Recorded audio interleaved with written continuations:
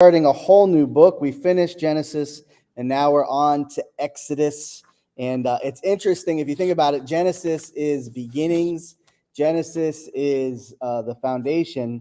But what do you think of when you think of Exodus? Moving. But it's the law. The law is given in Exodus, and grace. The grace and the salvation of the people of Israel, the symbolism and picture of Christ saving us from sin. All right, so as you look, if you turn on the inside there, what does God want us to know about change? What does God want us to know about change? Who created the seasons? Who created things to change? So what does God probably have a fondness for? Change, right? We think about your house. How much has your house changed? Or over the years, your stove has changed, your refrigerator's changed, your bed, your pillow, your routine has changed. And hopefully most of these things a little bit better, hopefully not worse, but change is not always bad. And so God's going to reveal some changes that seems really bad at first, but in the end turned it out to be a positive. Who is the author of the book of Moses? Has anyone heard anyone ever give a different author or any other conspiracies or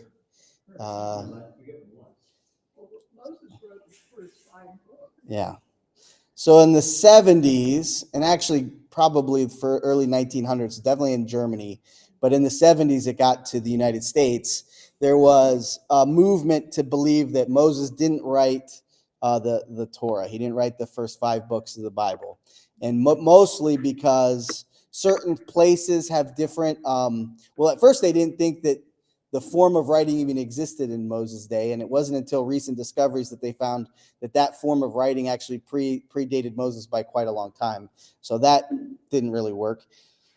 But other people, if we read to the end, it does speak of Moses' death. It's hard for you to write about your own death. So part of this was added, portions a little bit, at least for editorial purposes that God added. But why can we be certain that Moses was the author of Exodus and Genesis, Leviticus, Numbers, and Deuteronomy? Any ideas? Because he spoke with God. Yeah.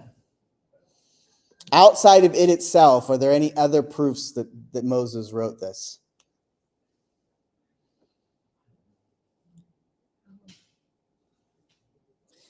So the best commentary on the Bible is the Bible. And if you study, you'll find out that Jesus quotes Moses. He gives quotations from Moses from all 5 of those books. So if Jesus said Moses wrote it, we probably can trust it. I mean, if our faith is in Jesus, he should then also apply to this. So we don't have to, it's the contextual argument is what the scholars call it, but we don't have to worry about those things because Jesus told us that Moses wrote it. And if Jesus said it, it's true. And then also later, we're going to look at Isaiah maybe a couple years from now. Some people think Isaiah was someone else, 2 different people. But Paul quotes Isaiah both in the beginning of Isaiah and the end of Isaiah, saying that Isaiah said it. So this is where the Bible is the best commentary for the Bible because the Bible validates itself. Or it gives us, if you have faith in one, then you should also have faith in what the one says. So just some interesting thing there. So the author is Moses. Who was written for? Us, definitely. The Holy Spirit knew that we would read it. Who else was it written for? Israelites. This was this is their sacred text. This is what they studied. This is what this was the Pharisees and Sadducees and the Sanhedrin was built on. Think about this. In modern society, this book is probably the most used book in the Bible. You know why? Why would this book be the most used in modern society? 10 Commandments. Do you recognize that our laws are very much influenced by the 10 Commandments as the foundational purposes for why stealing is wrong, why murder is wrong, why we sentence things different ways. This book is the most relevant book in the judicial process of our day. Out of all the books of the Bible, this is used, whether they recognize it or not. It's a foundational tool that's been built upon over many years. When was it written? When was this written? Mine says 1447 BC. Mm-hmm. So almost 1,500 years before Jesus, right? So you think there's a 400-year span between Abraham and Isaac and Jacob and Joseph, because remember, when Joseph goes in, when they return to Egypt, it's a 400-year period. So 450 years, 400 and some years, 500 years from Abraham to Moses, and then 1,500 years to Jesus. 2,000 years from the promise to when Jesus shows up. Some interesting numbers, some interesting things to recognize. Okay? All right, before we go into this, I would like someone to look up Genesis. We're going to look at Genesis to give us some context here. Genesis 15, chapter 15, verse 16. Would someone read Genesis 15, verse 16?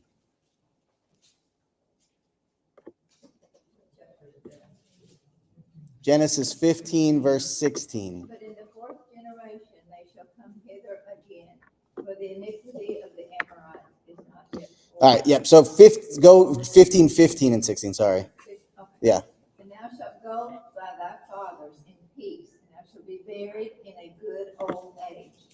But in the fourth generation they shall come hither again, for the iniquity of the Amorites is not yet full. All right, so what is that talking about? Do you know? You got to actually, verse 14. What's verse 14 say? And also that nation whom they shall serve will I judge, and Ah. afterward shall they come out with greatness. Oh, Yeah. wow, I know Yes. that is. And then, okay, so 13. Go to 13. Okay, chapter 15. Go do the whole, no. 13 has got 12 or 13's got to be the beginning of it. What does it say? When the sun is going down, a deep sleep Yes. fell upon Abram, and lo, a horror of great darkness fell upon him. And he said unto Abram, Know of a surety that thy seed shall be a stranger in a land that is not theirs, and shall serve All right. them, and they shall afflict them 400 years. All right. So the question is, why does God have them go to Egypt for 400 years? Why do they have to be under slavery for 400 years?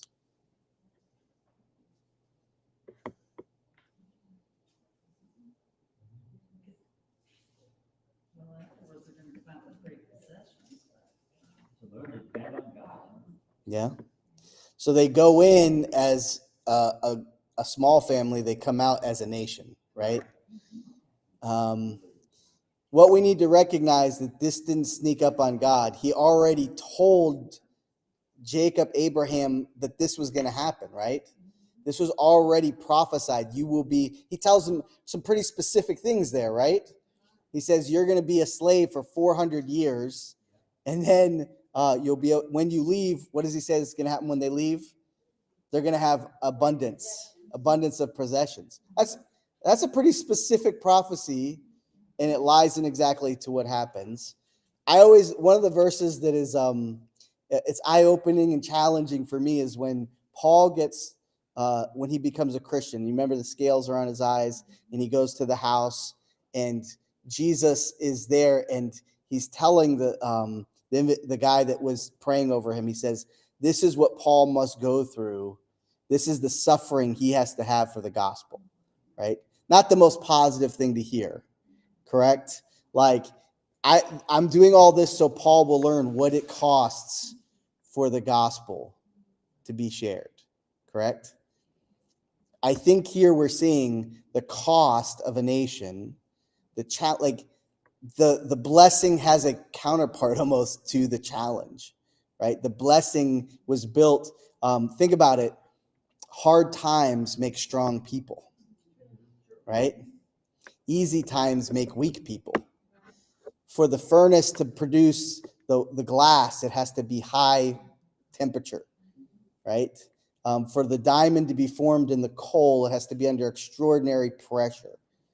So it took 400 years of slavery to produce what God wanted to produce in a way for this nation to become what it was supposed to become. So all of those things are things that we have to recognize as we come in, because this is almost as if Genesis is just being continued on.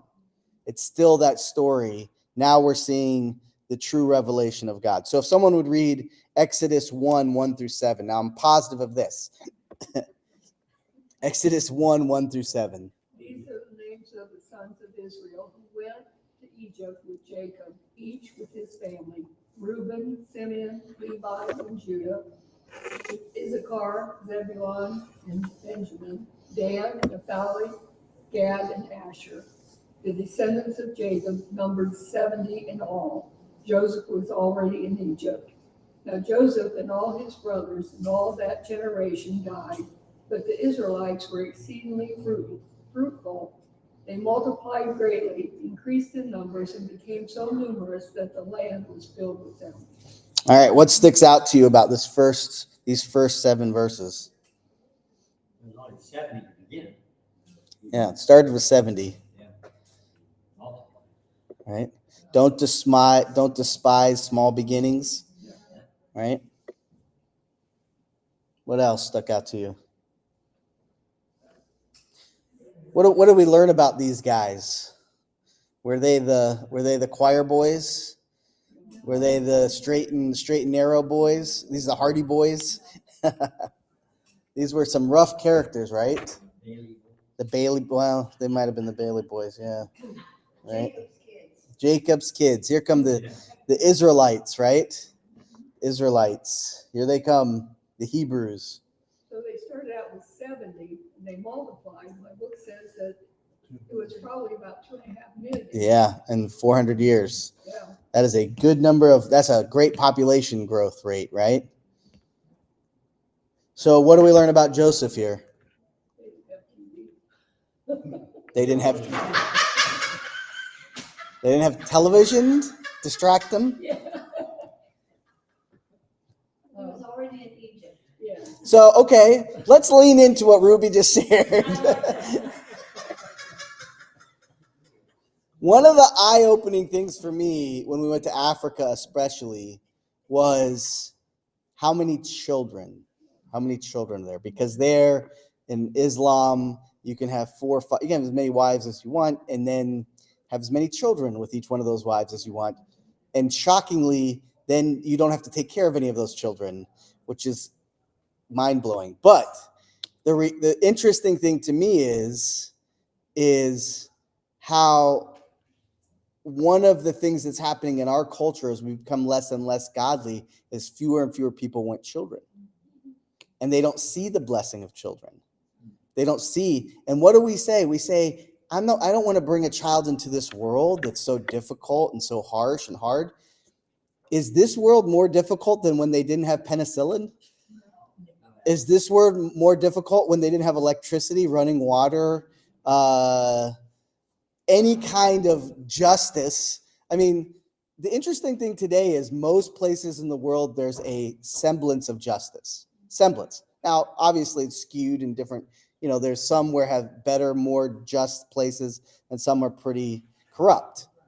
But this time in the world, there was no oversight to make sure that a leader was going to treat the people well. There was so much abuse and so much crazy stuff happening all over the world all the time. It was much more difficult to survive and be a human back then than it is today. And yet the reason we say we don't have more children is how difficult it is, right? And so this week, January 22nd is Right to Life. And the idea that, children are a blessing. Children are good. We should do whatever we can to have kids come into this world so we can take care of them.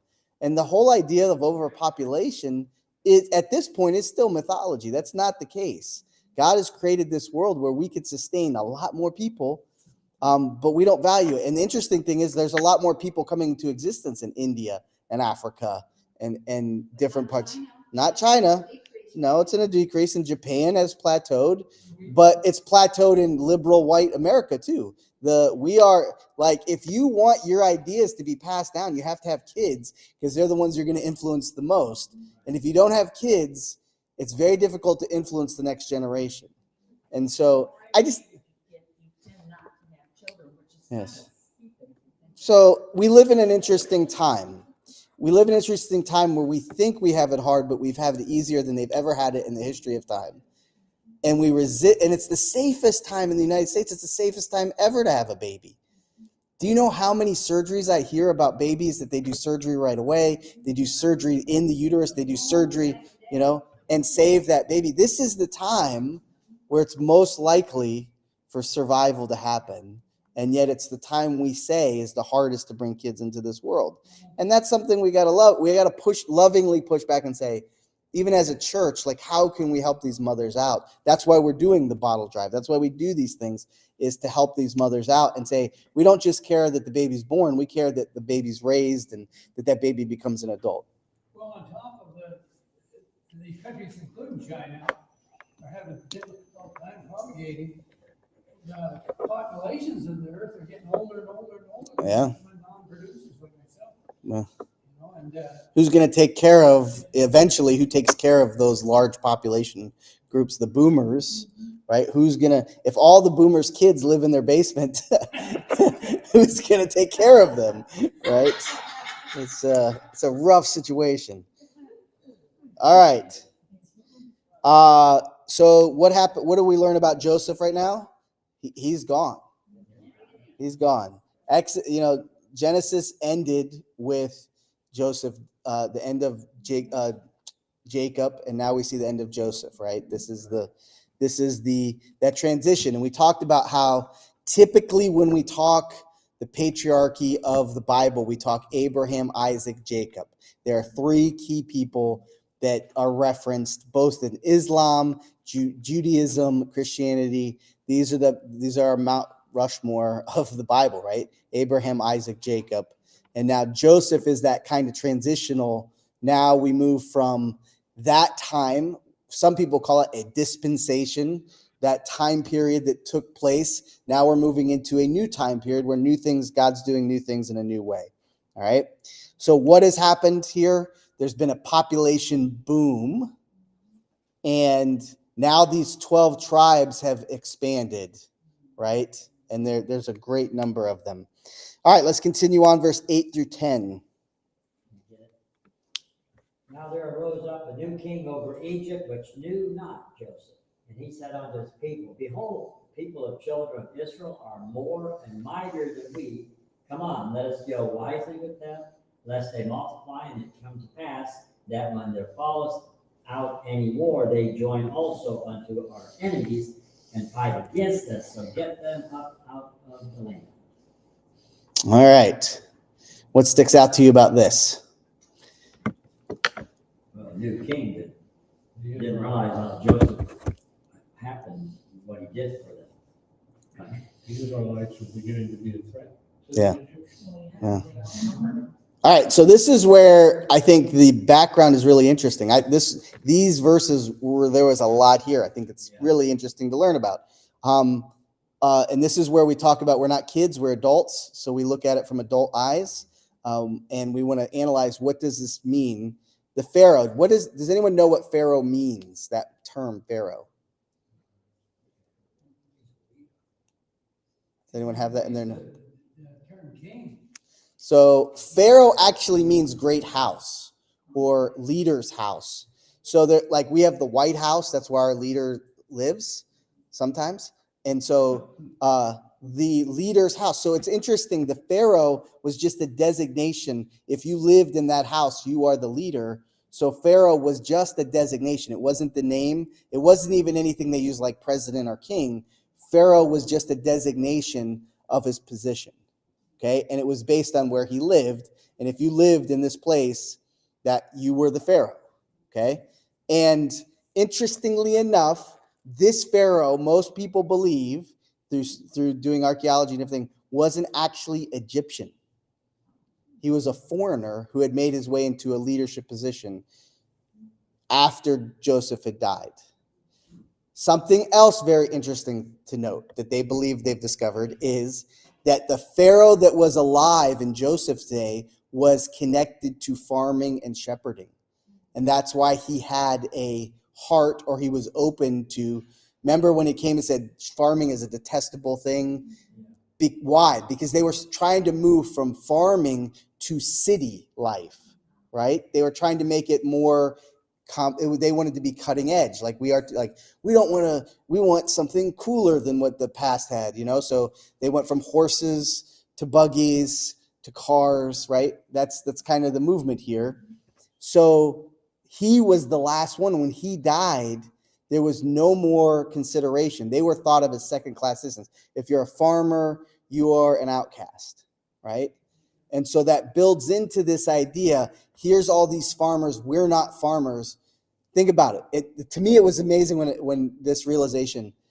Today, most people aren't farmers in the United States, but we rely on the farmers to survive. We look at the farmers, though, as redneck hicks, and we're a little bit above them. We're technological. We have our, we have our Instagram and our, we have all of our cool, neat gadgets.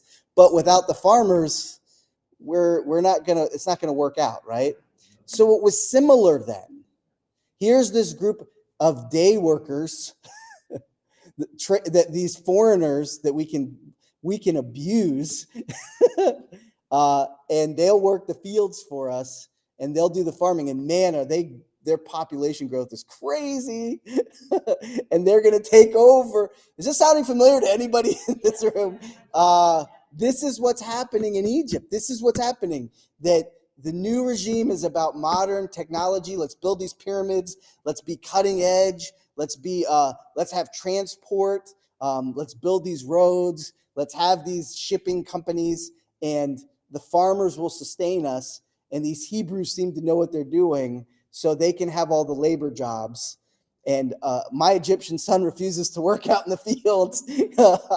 He'll stay home and get the subsidies or whatever, right? This is what was happening. It's amazing how things don't change, even though time does in those ways. Yes? The same thing is repeating itself right across the channel in Saudi Arabia today. Yeah. Same thing's happening here in the United States. I mean, it's like right in our backyard. Yes. I'm wondering about the phrase about the war breaks out, we'll join our enemies. Exactly. What did you learn about who the enemies are? So- That they were worried about these Israelites. Well, being- you have the semblance of the Philistines to the direction of Canaan that could come in and invade. When Joseph did that thing where he made everyone a citizen of Egypt, we're talking 400 years later. Maybe not everyone's so happy about that agreement anymore. And here you have this giant population of Hebrews. I didn't read any specific places that they would have joined, but it is interesting that their fear wasn't that they would take over. Their fear is that if war broke out, they would join the other side, right? Which is an interesting thing too in our modern day, right? That if a civil war breaks out, who's joining which side, and how would that all play out? These are not things that are too far-fetched for us to recognize in our own time, in our own place. Here are these Hebrews. They're very competent in what they're doing. They seem to be able to reproduce at a high rate, and then also they seem to be competent in the work they're doing. And there is a fear here from the king of Egypt that if we don't do something proactively, we will lose our control, right? One of the things that I learned when I was in Haiti is the reason Haiti is the way it is the leaders do not want that place to be successful. They are doing whatever they can to keep the people repressed.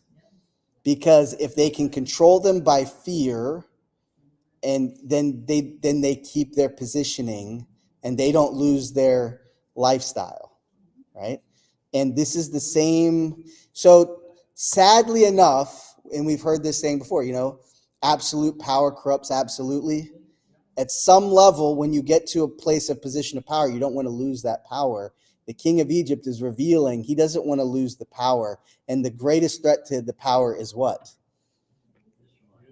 The Israelite people. And they're growing quick. They're becoming a bigger and bigger problem. Something to think about. When you are blessed, does it always means that everyone like the fact that you're being blessed? When God starts to move in your life and starts to give you advances in your life that you've been praying about, is everyone going to receive that in a positive way? One of the shocking things to me in ministry is that many times the people you think are going to be the happiest about things happening seem to be the least happy about those things happening, right? And you can't take that personally. That's just how it works. That's human nature, right? It's difficult for us to celebrate things in others' lives, right? When a church down the street blows up and becomes huge and people are going there and everyone's talking about that church and everyone's excited about that church, as a pastor, you feel like, oh, what am I doing wrong? Instead of praise God, they're growing. Like my first instinct should be praise the Lord. He's moving. And it's not about me or any, it's about him and what he's doing. But that's not our first instinct. Our first instinct is, well, they must be doing something that's not legitimate. They must not be really, there's something here and I can't be this good, right? That's our first thinking, is to think the worst of them instead of praising God that God is moving and doing some things, because that's just the way of our flesh. That is the way it's been. That's what King of Egypt is doing here. What if the King of Egypt said this? I'm going to build a great relationship with these Hebrews, and we're going to be a friend. We're going to be an ally, and I'm going to empower them. And how much greater Egypt would have become.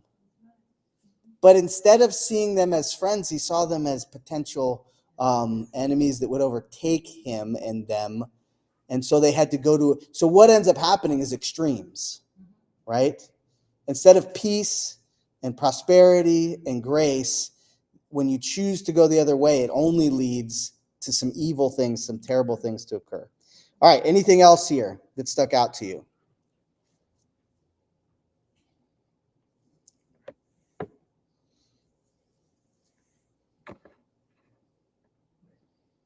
Made a plan to put them under submission. Yeah. What did they mean by deal shrewdly? What does it mean that they? What did they mean by that? Come let us, deal shrewdly with them. So shrewdly in that context would mean that I'm not going to deal with them in a reasonable, let's be like a bully comes and I'm going to deal shrewdly with this kid and take his lunch money. It's like, we're not going to, they're going to know what's going on. There's no room for misunderstanding. Like we are, this is bad news for you and the Hebrews. It's Egypt's land, not theirs. Yeah. One of the things I'm thinking too, this is a progression, right? So you have Abraham, he starts in Ur, this great city, and then he leaves it because God tells him to go to a place that I'm promising you. And then he never really has, we're told in Hebrews, he never sees the fulfillment of the promise, right? And then his son, Jacob, never fulfilled. So they're always moving around. There's a famine. They go down to Egypt. They come back. He runs away from, Jacob's running away from Esau. He's gone for 40 years or whatever, 30 years. He comes back. They've never really settled anywhere. And now how are they settling? As slaves, right? They found a place where they have 4 generations of slavery, right? That's becoming their identity. We're going to see that later, right? All of this is the beginning, the work of a bigger picture. What does Egypt represent? Sin, the world, right? That we're all slaves to sin at some point. And that sin has overtaken us and it's shrewd with us and it's a bully to us and it takes more than we want to give. It keeps us longer than we want to stay. It costs us more than we want to pay. And sin is afraid of what? It's afraid that we would be freed from it in Christ. So it's doing everything in its power to beat us down into submission, right? Give sin an inch and it'll take a mile. Sin is not your friend, but we invite it in anyway. Right? Sin is the king of Egypt, and its goal is to destroy us or to keep us bound under its control so that we would be a slave to it. And this is all a picture of God wants us to know how sin works and what his plan is to free us from the shackles of sin. So when we get to Passover, when we get to what ends up happening, we have to understand they had to first live in slavery before they could be freed. They had to recognize their slavery. They had to realize that without God saving us, we have no salvation. These are all truths that are being laid out right here. These are fundamental, powerful truths. And it all comes back to this king who's afraid of what could happen if they were free. Is a fear of living in the freedom that we should have in Christ, right? And so he's trying to keep them with what they could have as a people in their own land. God said there in Genesis that you're going to be treated badly. Exactly. So I think it's interesting where our sin doesn't deviate God's plan. Evil that happens to you, and this is the beauty. This is where everything's redeemed if you seek the Lord in it. This is where I believe, all things work together for good that are called by his name and according to his purposes, because there's no level of evil that can be done to you that God can't then use for good. There is nothing that can happen to you that God will waste and say, well, that was a waste. No, everything in your life then becomes potential use for God and his glory. And that's an awesome thing to recognize. And obviously they're not recognizing this. They don't have that. They haven't been given the revelation yet. But for us, we can see, even if we find ourselves and everything changes for the worst, the whole big picture here is change. You've had times in your life where a year goes great and you've had years that were miserable. You've had days that were great and days that were miserable. You've had weeks that were great, weeks that were miserable. Change is inevitable. If things are going good, wait long enough, they'll start going bad. If things are going bad, wait long enough, things will go good again. Nobody has a constant upward trajectory, and nobody has a constant downward trajectory. We all have ebb and flows of seasons, right? And so where are we putting our faith? Where are we putting our trust? Where is our victory found? That's what matters much more than if I put my hope in tomorrow being a good day, or next week being good, or all the change that's happening around me is good, then I'm putting it in a very risky venture, because more than likely it's not going to turn out that way. And so learning to put our faith in the Lord, change doesn't affect us as much, right? The change that's happening to them, the change that's happening to us, yes, it affects us. Yes, it can emotionally affect us. But in the end, we're steadfast. We're strong. We're stronger because of it, right? All right, let's continue verses 8 through 10. 11 through 14. Slave masters over them to oppress them with forced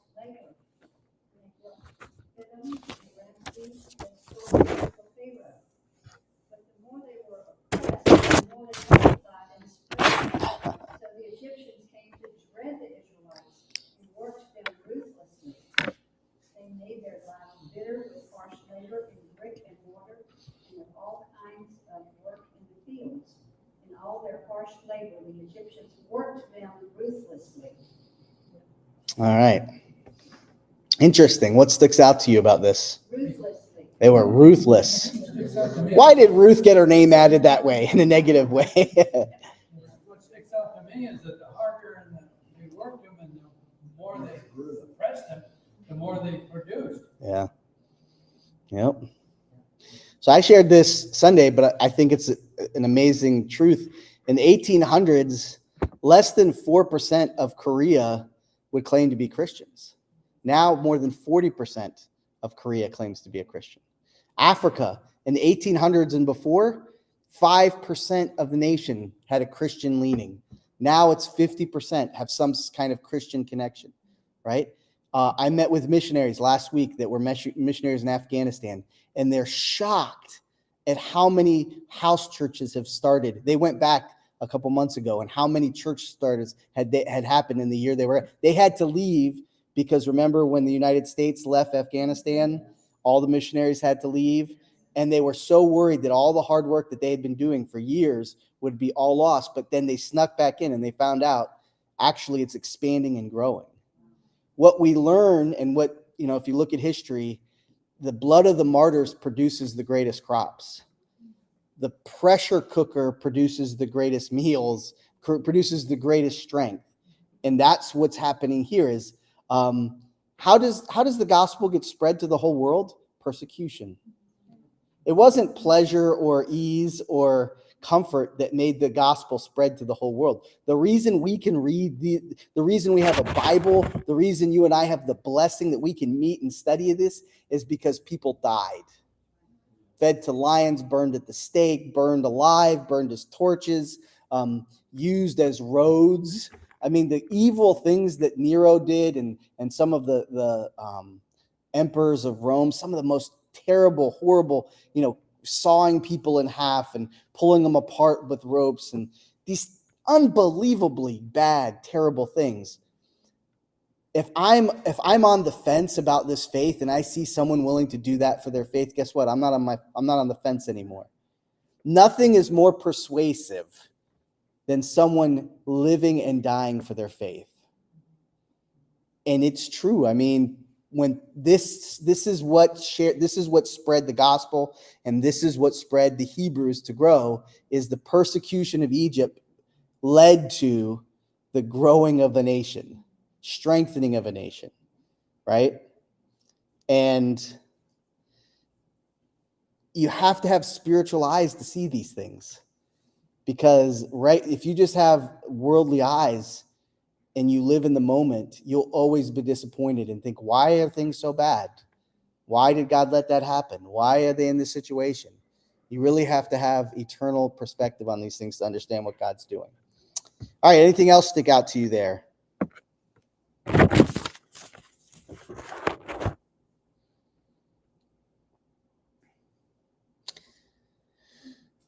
How many of you have had someone in your life, a boss, a teacher, someone who had authority over you that mistreated you? Right? If you haven't, you're very fortunate. I can tell you, I mean, if you find yourself in a position where someone's in authority over you and they're mistreating you, that can be one of the most miserable situations to be in, because you think there's no way out. And it really can oppress your spirit. But sometimes it's by getting through that, how you react. So those are some of the tests God allows us to go in. If we're willing to seek him and persevere through those, guess what? You come out a lot stronger. But if you get bitter and you complain and you become angry about it, you come out worse. So it either produces you as a better version of you or a worse version of you. But those situations are the ones that tend to reveal our natures, reveal, are we really willing to persevere through these things or not? If I'm going to pray, God, give me patience, he's not going to give me a nice comfy bed. He's going to make things hard to show me how to be patient, right? That's how it works. That's the testing process. And so here, I don't think it's by chance that it's put in there that these people were malicious. These were bad Egyptians. These were heartless people that were just terrible to we see these videos, what happened in Gaza, and you think, how could people do that? Evil people exist. Evil people have always existed. And they don't have a conscience. Their conscience is so seared that they have no heart and they have no empathy there's nothing that's keeping them from going to the farthest evil you possibly can go to. And in the midst of that, God is still just. He is still loving. He is still kind. He is still true. So that is a temporary moment. Thank the Lord that's not an eternal moment that you live in. It's a very temporary. No matter how horrible a thing that happens to you, it's temporary, and God will bring justice, and he will heal you, whether in this life or the life to come.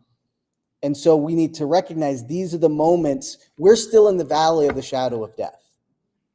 None of us are in eternity of where the home is yet, right? And so we have to persevere. And we're going to be tested. And you're not always going to feel happy about the day. And you're not always going to feel like everything's wonderful. At some points, you say, I'm going to trust you, Lord, no matter how rough this seems. You know, when they have you clean up the bathrooms at Publix and it's disgusting, right? You just persevere and say, praise the Lord that this is temporary, right? And I want to worship you by being faithful to you in this moment, right? All right, let's go 15 through 22. King of Egypt said to the Hebrew midwives, the first whose name was Shimron, and the second whose name was Cush. When you help the Hebrew women give birth, observe them as they deliver. If the child is a son, kill him. If it's a daughter, she may live. The midwife, however, feared God and did not do as the king of Egypt had told them. They let the boys live. So the king of Egypt summoned the midwives and asked them, why have you done this and let the boys live? The midwives said to the Pharaoh, the Hebrew women are not like the Egyptian women, for they are vigorous and give birth before the midwives can get to them.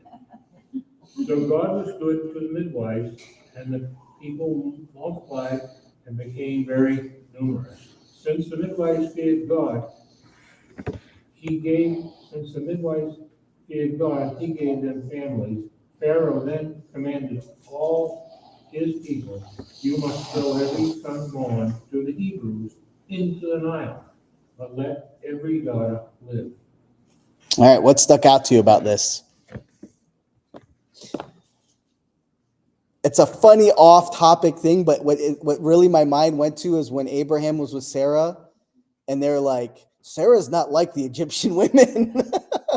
You know, this is like these Egyptian women get a bad rap in the Torah because they're always kind of bad mouthed. But so what's the situation? What's the problem here?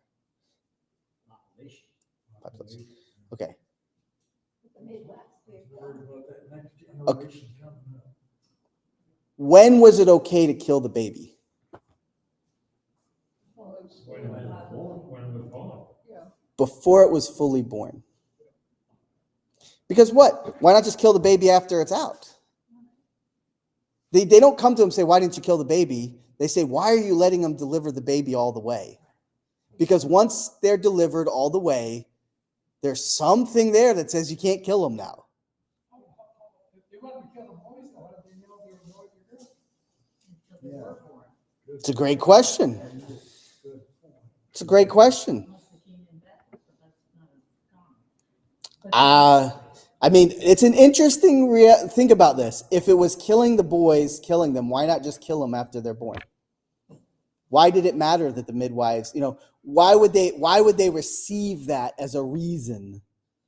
Do you get what I'm saying here? That it's interesting that they were supposed to kill them at some point, and then at some point it was no longer okay to kill them. And yet they do go on later and say throw them in the Nile. So they do become okay with it later. Why don't they kill these two midwives? Well, that's a good question there. Why didn't they? Well, God protected them. God protected them. Where do you They see were that they obedient. said that kill them before they're born? Because if they're born too quickly, why not just kill them? Well, you said that they had to kill them before they were born. Well, because that's what you. So Where does it say that in here? well, it's implied because if they're born, why not just kill them then? Well, pretty much that's what it says. When you do the duties of a midwife for the Hebrew women and see them on the birth stools, if it is a son, then you shall kill it. Yes. So that's a born baby. Yes. And so do they take the excuse they have the baby too quick? They weren't there yet. They weren't there yet.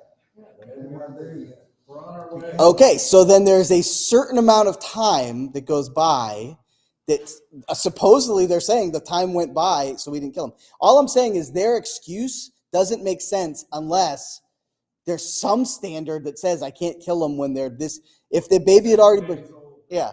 If it's like, well, they had it too early, you see what I'm saying is it's an interesting truth here that they got to kill them in a certain amount of time. Now later they change that. You're absolutely right. They say, who cares? Throw them in the river, even if they're 2 years old. Whatever, kill the babies, right? We don't care anymore, right? The boy. Culturally, they didn't consider them born yet until the umbilical cord was something else. I don't know. It's just a question that You have to look at it and say, why did they think this excuse was going to work? Like their excuse is the moms are too healthy and they have the babies too fast before we get there, right? Okay, so does that mean once you get there, you still can't kill the baby? Like if it's a day old, 2 days old, like how fast are they having them that you're not getting there within a couple hours, right? They had it 2 weeks ago. Well, your schedule is really busy if that's the situation. My point is, look, when the king has to make a decision, we're afraid he's going to take control. His next willingness is kill babies. That's just a huge leap, right? That you would go from, okay, I'm worried these people are going to overtake us to, okay, I'm going to have the babies put to death now. But as I've said before, there's a pattern throughout all of Scripture. What does Satan always want to do?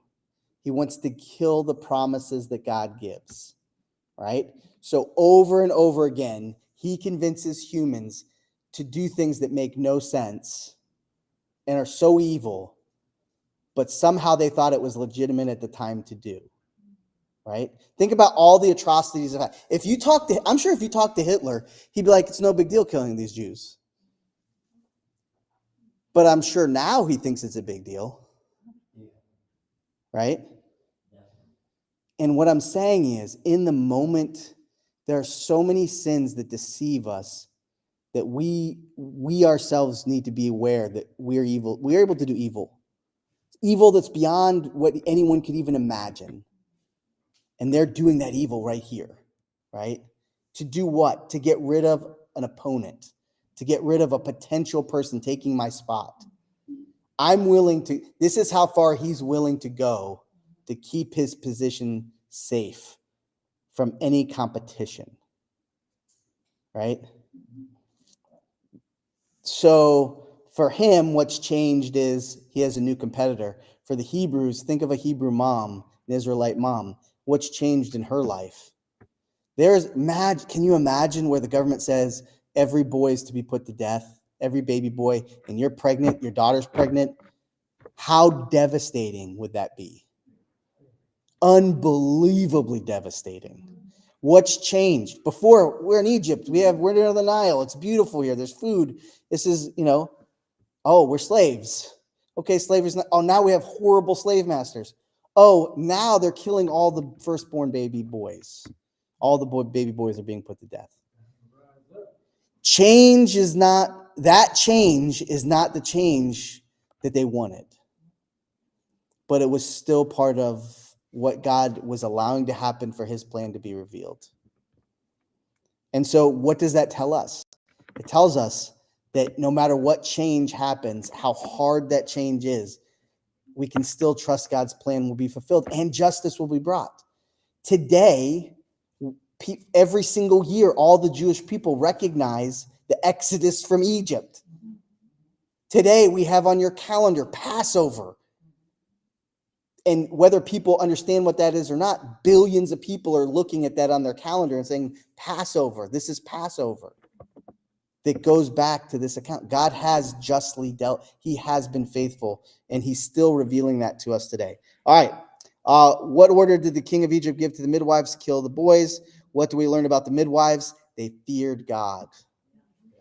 If you fear God more than you fear Pharaoh, then he listens. He'll see you, right? Like when you fear God, that changes everything in your decision making. Are you willing to make the right choice even when there's a huge wrong, like a really tough consequence to that right choice? How does God respond to the midwives' action? He shows them favor. Now, some people say, is God blessing lying, right? Technically, we don't know. There could have been the fact that the Egyptian women did give birth a lot slower, and they were just emphasizing a truth, right? Which you wouldn't accept with your children. You wouldn't say, well, you're emphasizing a truth but we see that God blesses it because they were willing to stand up for these innocent babies and to take care of them, right? And so, however we want to look into that, God blesses those that show love and compassion to the innocent and that fear him and respect him first above all. How does the chapter end? Yeah. Where do we see Jesus in this chapter? Passion of the two midwives with the children, the boys. Well, But he loved the children. yeah. Satan thought he had defeated Jesus when he was on the cross, right? Pharaoh probably thought, I'm winning. Pilate probably thought he was winning. Like all these times that these leaders thought that they did this terrible thing, that it was going to give them victory when it was really their defeat, right? It led to their defeat. What stuck out to you the most this chapter? Who would like to share? What stuck out to you the most? You know, when they deliver the babies, they have to kind of give them a little test and give them to breathe. Yeah. And so that might have been the time where they said they killed them before they had that chance to take their first breath. Yeah. That's a good point. So the other thing, what's really interesting is if you look, people always say, well, we have a lot longer life expectancy now. It's somewhat true, but not totally true, because you know what they did back in the 1800s?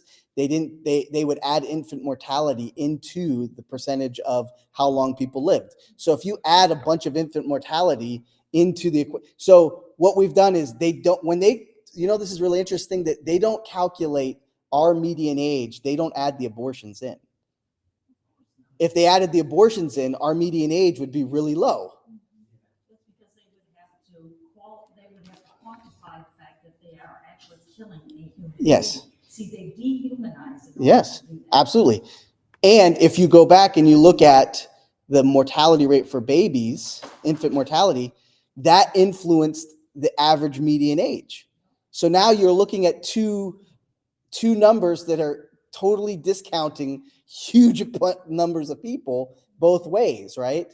And so we just need to recognize sometimes we can be deceived by these things, and we shouldn't be deceived. All right, questions to consider. How do you feel about change in your life?